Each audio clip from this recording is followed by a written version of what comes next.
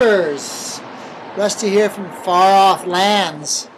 Yeah, you can see there's a little bit of surf in the corner, but it's very cool. It's foggy, misty, and our minuscule waves. You can just see in the distance through the gloom that there's a small wave.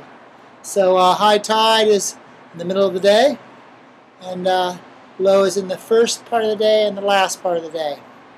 So the thought of surfing today is, idea for surfers, is to Google Jack London and then search for communicated agitation, which is his description of the physics of waves.